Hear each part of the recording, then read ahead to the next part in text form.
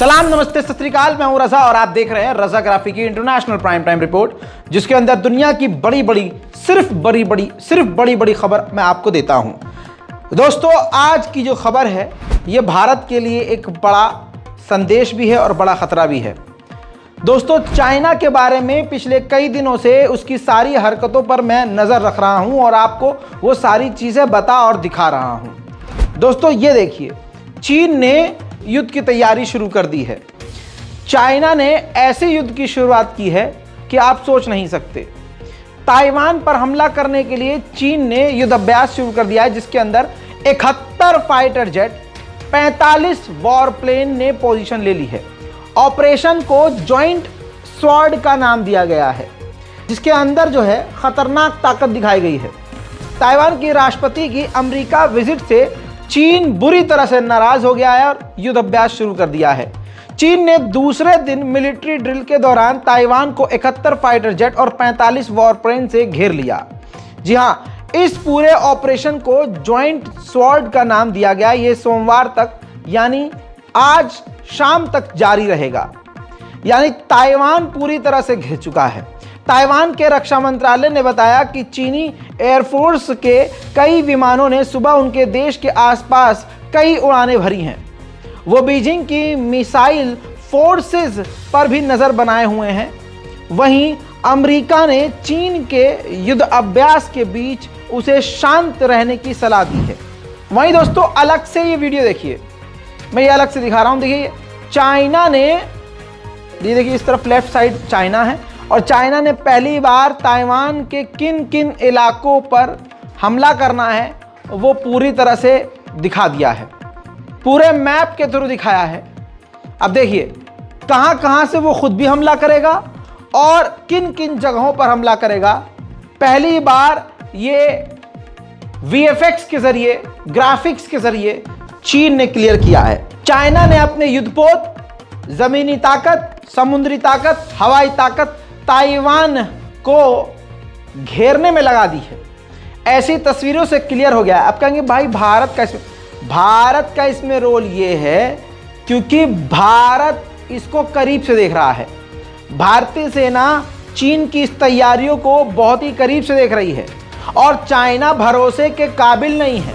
China Taiwan के बहाने अचानक से भारत के साथ भी हरकत कर सकता है, यह भारत को अच्छे से मालूम है। इसीलिए भारतीय सेना ने चाइना की इस ड्रिल पर बहुत करीबी से नजर बना के रखी है। क्या आप जानते हैं इस वक्त ताइवान पूरी तरह से चीन से घिरा हुआ है? ये मैप देखिए, मैप के चारों तरफ जो लाल एरो नजर आ रहे हैं, जितने भी लाल रंग का स्क्वायर, ये कुछ और नजर आ रहा है। आप ध्यान से देखिए, यहां पर पूरी तरह से ताइवान को चीन ने घेरा हुआ है। यह ताइवान के लिए अब बड़ी मुसीबत बन गई है। वहीं फ्रांस के राष्ट्रपति इमैनुअल मैक्रोन ने अमेरिका के खिलाफ ही पहली बार बयान दे दिया। जी हां, झटके की बात नहीं है, बात हकीकत की है। इमैनुअल मैक्रोन ने कहा है दुनिया से कि पूरे यूरोप को न चीन की पॉलिसी इस्तेमाल करनी चाहिए, न अमेरिका की बातों को मानना चाहिए। यह पहली बार ऐसा हुआ है कि इमैनुअल मैक्रोन ने अमेरिका के खिलाफ जाकर इस तरह का स्टेटमेंट दिया है। याद दिलाना चाहूंगा कि चीन पहुंचे थे अभी कुछ दिन पहले इमैनुअल मैक्रोन। शायद चीन से प्रभावित होकर यह बात उन्होंने अमेरिका के खिलाफ पहली बार बोल दी है। वहीं दोस्तों, एक डॉक्यूमेंट लीक हुआ था अमेरिका की तरफ से। कहा जा रहा है कि अमेरिका कह रहा है कि रशिया की तरफ से हुआ है, रशिया कह रहा है अमेरिका की तरफ से हुआ है। मैंने अपने रूस और यूक्रेन के वॉर अपडेट में उसकी जानकारी दी थी। बड़ी खबर यह है कि उसके अंदर सिर्फ रूस या अमेरिका के खिलाफ या सिर्फ इजराइल के खिलाफ बातें नहीं थी। उस डॉक्यूमेंट में ग्लोबल बातें थीं, जिसमें कई देशों के नाम खुले हैं। उस डॉक्यूमेंट में यह लीक हुआ कि मोसाद ने ही इजराइल के आम लोगों को नेतन्याहू के खिलाफ जो प्रदर्शन हो रहे हैं उसके लिए लोगों को उकसाया। वहीं उसी डॉक्यूमेंट में बताया गया कि जितना नुकसान रूस का ग्लोबली दिखाया जा रहा है यूक्रेन के द्वारा, रूस का उतना नुकसान नहीं है। इसी डॉक्यूमेंट में साउथ कोरिया का भी प्लान खुला, नॉर्थ कोरिया के बारे में भी बहुत सारी बातें थीं, यानी कई सारे देशों के बारे में बातें थीं। इस रिपोर्ट में सारी बातें लिखी हुई हैं, जिसकी वजह से पूरे यूरोप और वेस्टर्न देशों में बवाल कर रहा है। खासकर अगर बात करें इजराइल की, तो इजराइल में अलग हड़कंप मच गया है, क्योंकि सरकार में फूट पैदा हो गई है। जब से ये बात सामने आई है, उस डॉक्यूमेंट से खुलासा हुआ है कि मूसाद ने ही आम लोगों को नेतन्याहू के खिलाफ भड़काया है, तो अब वहां पर यानी इजराइल में भी सरकार और लोगों के बीच में हड़कंप मचा हुआ है। कयामत के आसार नजर आ रहे हैं। सभी देश अपने आप को मजबूत करने के लिए पता नहीं क्या क्या रास्ता अपना रहे हैं। ऐसे ही एक खबर जर्मनी के हेनबर्ग के इलाके से आई है। जर्मनी में एक केमिकल प्लांट के अंदर, फैक्ट्री के अंदर आग लग गई, और एक दो जगह नहीं, कई जगह आग लगी है। जिस आग की वजह से जो उसका धुआं था, न जाने उसके अंदर ऐसा क्या था फैक्ट्री के अंदर, जिसके धुएं के अंदर इतना जहर था कि पूरे इलाके को खाली करवा दिया गया। जी हाँ मेरे दोस्तों, जहर फैल गया पूरे इलाके में, हवा में। देखिए वो आग।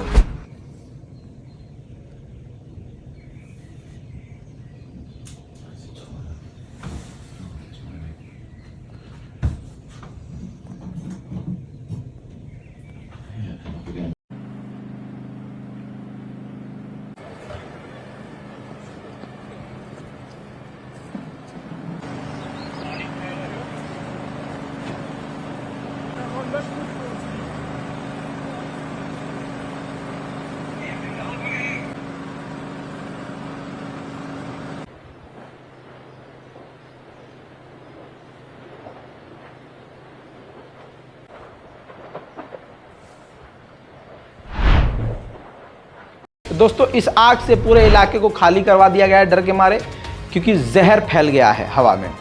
अब अगली बड़ी खबर, ग्रीस में मिलिट्री ड्रिल होने वाली है, जिसमें भारत जो है पार्टिसिपेट कर सकता है, और भारत अपने सुखोई फाइटर जेट के साथ शामिल होगा। और आपको बता दूं कि ग्रीस की तुर्की से बिल्कुल नहीं बनती, और इसी वजह से कहा यह जा रहा है कि भारत जरूर हिस्सा लेगा, क्योंकि इस वक्त भारत और तुर्की के बीच ऐसे है। इस मिलिट्री ड्रिल में अमेरिका, फ्रांस, जॉर्डन और सऊदी अरब भी शामिल होंगे। उधर पाकिस्तान की पॉलिटिशियन मरियम नवाज को जबरदस्त तरीके से बेइज्जत कर दिया गया।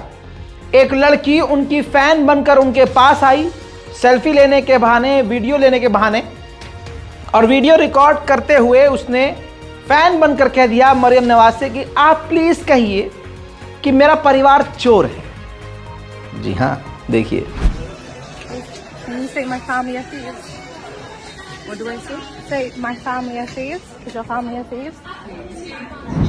उधर पाकिस्तान में एक और आतंकवादी ग्रुप एक्टिव हो गया है, जो पाकिस्तान की सरकारों के लिए सर का दर्द बनने वाला है। दिफाए पाकिस्तान नाम का ग्रुप, जो पहले अपने सीनियर के, अपने हेड के मारे जाने के बाद पूरी तरह से बंद हो गया था, और ये तब बना था जब अमेरिका ने पाकिस्तान की कई आर्मी से जुड़े हुए लोगों को और आर्मी को कत्ल किया था। अमेरिका के खिलाफ इस संगठन को बनाया गया था, लेकिन इनके लीडर के कत्ल के बाद यह ग्रुप पूरी तरह से बंद हो गया था।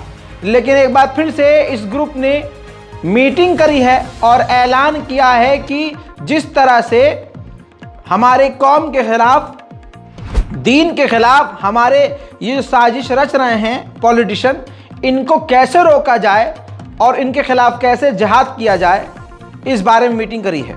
अब शहबाज शरीफ की सरकार हो या पाकिस्तान में किसी की भी सरकार, ये ग्रुप अपने ही देश में अपने ही लोगों के खिलाफ खड़ा होने वाला है। उधर खैबर पख्तूनख्वा के इलाके में टीटीपी ने, तहरीक तालिबान पाकिस्तान ने पुलिस की गाड़ी पर अटैक किया, जिसमें 2 पाकिस्तान पुलिस के जवान मारे गए हैं। टीटीपी इसी तरह से हमलों को बढ़ा रहा है, और टीटीपी पहले ही बोल चुका है कि इस तरह की कार्रवाइयां वो करते रहेंगे। वहीं चीन और पाकिस्तान के बीच खुंजर पास खोल दिया गया है, कॉरिडोर खोल दिया गया है। जी हाँ, कोरोना के डर से उस वक्त चीन ने यह कॉरिडोर बंद कर दिया था, लेकिन अब खोल दिया गया है, जिससे पाकिस्तान की गवर्नमेंट में काफी खुशी की लहर है।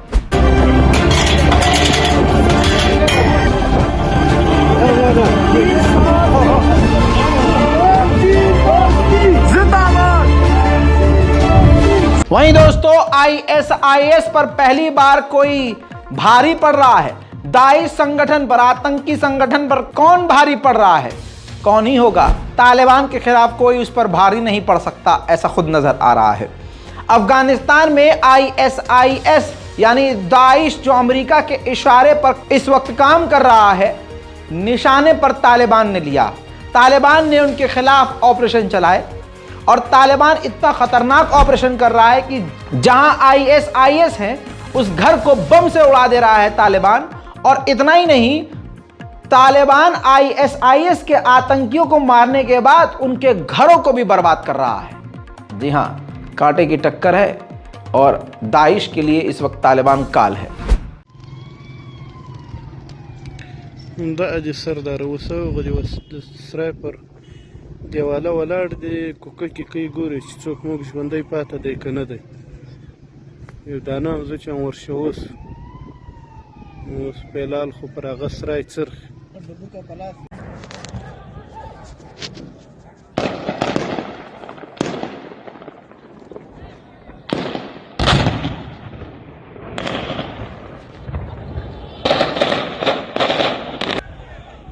جات هم تیشان ریشه خراب.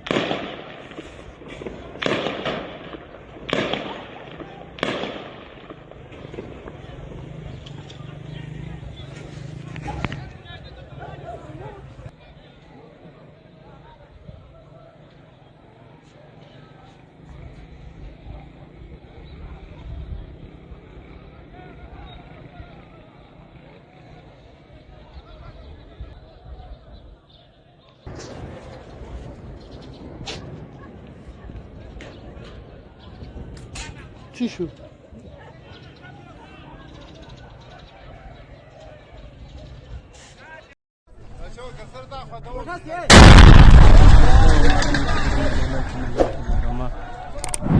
दोस्तों आज की इस इंटरनेशनल प्राइम टाइम रिपोर्ट में इतना ही। इस रिपोर्ट को शेयर कीजिए, दुआओं में याद रखिए। जय हिंद।